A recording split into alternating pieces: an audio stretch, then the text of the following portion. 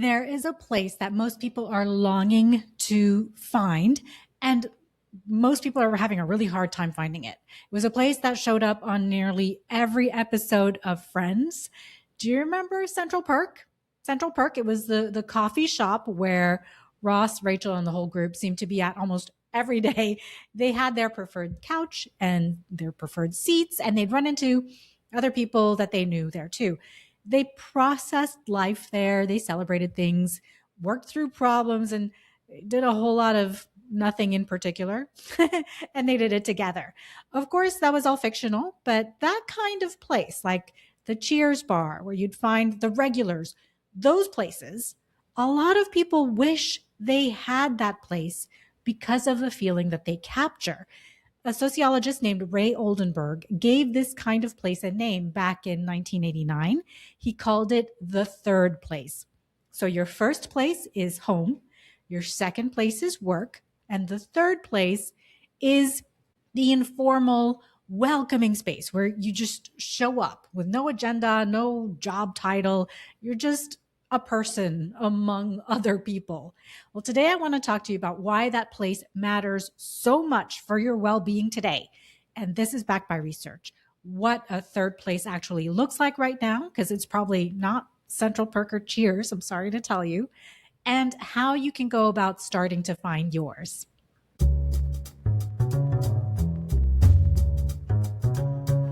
Welcome to Organizing for Beautiful Living. I'm Z Simon, the Choosy Organizer, and this podcast is for the women who are done organizing everything and ready to be choosy about what matters, what's enough, and what can wait. This is episode 117, and the third place really is going to work to help you thrive daily, which is the fifth principle of Organizing for Beautiful Living. Now, we usually talk about thrive daily in terms of sleep, movement, and what we eat. But there's a piece of thriving that's missing from a lot of women's lives right now. It's a regular place to belong, a third place. Ray Oldenburg was a sociology professor at the University of West Florida. And in 1989, he published a book called The Great Good Place. His argument was that to really thrive, people need three kinds of places in their lives. So the first place is home, the second place is work, and the third place is separate from those. It's the coffee shop, the library, the park, the barber shop, the neighborhood pub. It's a place where no one is expecting anything from you, where you're not an employee or a parent on duty, where the conversation is just the whole point of being there. Now, for him, he described a few hallmarks of a real third place. It's accessible, ideally close enough to walk to. It's low cost or free. Anyone can walk in without an invitation. And very importantly, it has regulars, people who keep coming back. Of course, Oldenburg built this idea in a world where home and work were completely separate spaces, right? In the late 80s and 90s, where home and work were clearly divided. You left one place and you went to the other, and that was the norm. The third place was what you went to apart from those. But today, most of us don't live like that anymore. Many of us carry our work everywhere now because not because we're bad at setting limits, but because we're carrying our emails and messaging apps in our pockets all day long, right? We have our phones everywhere. And work-life balance, that phase that we grew up hearing, that assumes a clean line between work and life. But for most women managing a career, a household, and a family, that line is more of a blur.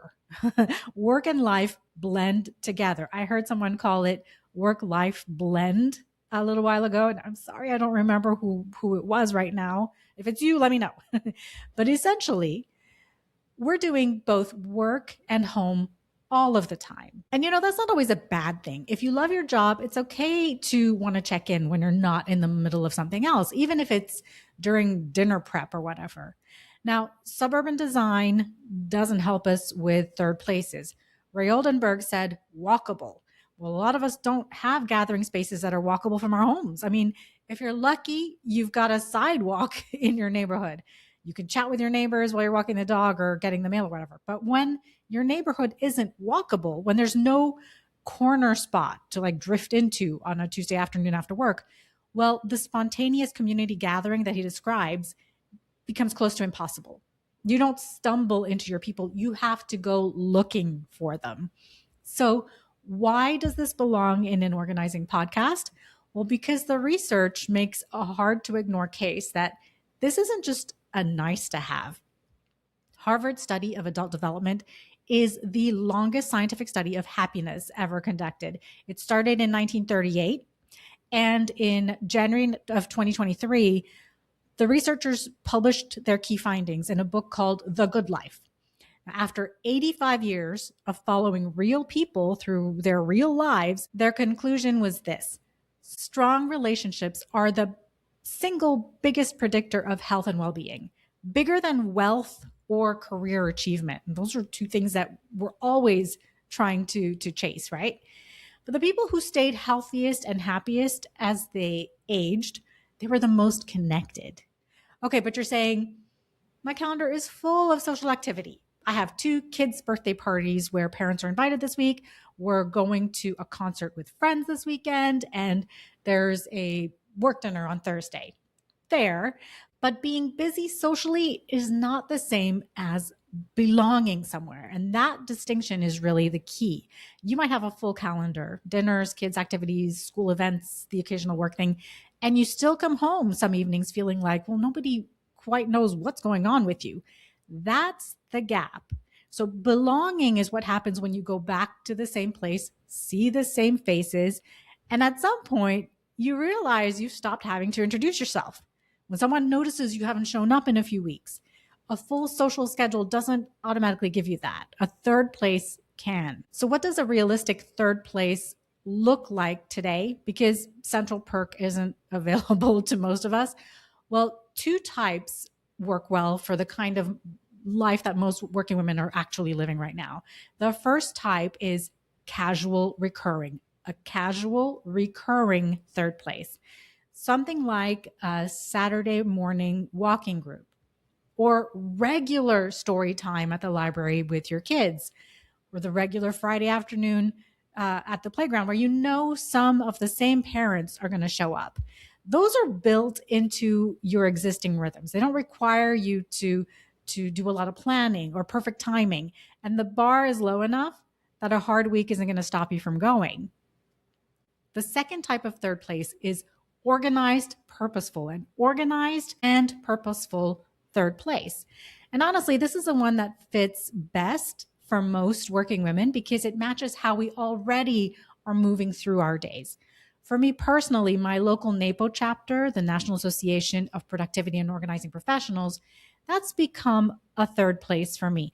We meet more or less monthly, and we always meet for a reason. It's either an educational workshop, a volunteering event, or a social gathering with a clear purpose, something like that. The purpose is what gets us together in the room.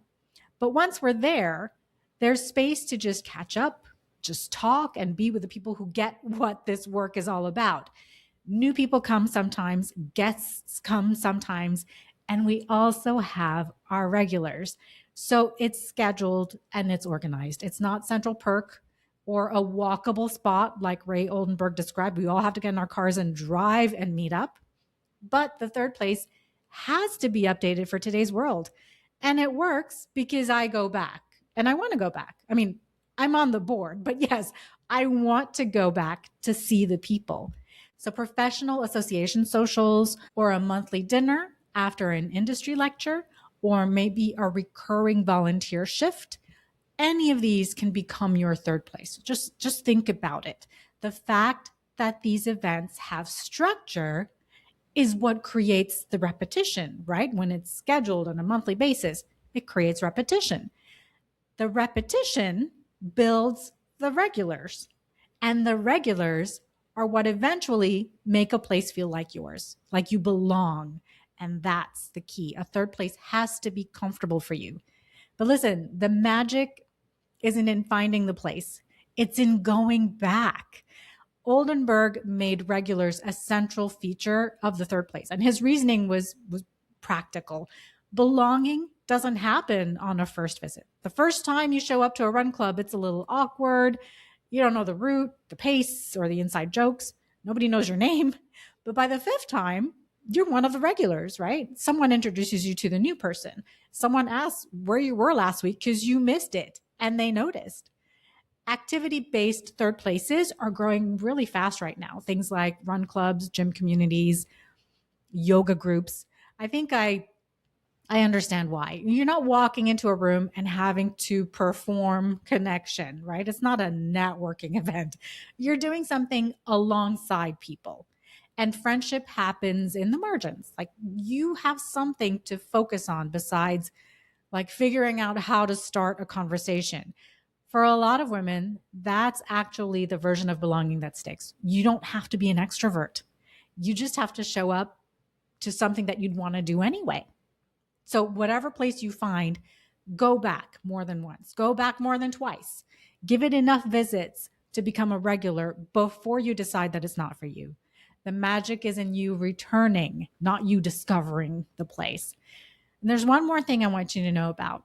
Remote and hybrid workers actually report higher rates of loneliness than people who work on site, even though they're home more.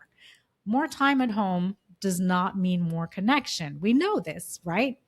What a lot of people are looking for right now, and you might feel this too, is a place where they can sit down with their laptop for an hour and still run into someone they know, work a little, unwind a little, maybe get introduced to someone new. It's a place where being productive and feeling like part of a community aren't two separate experiences.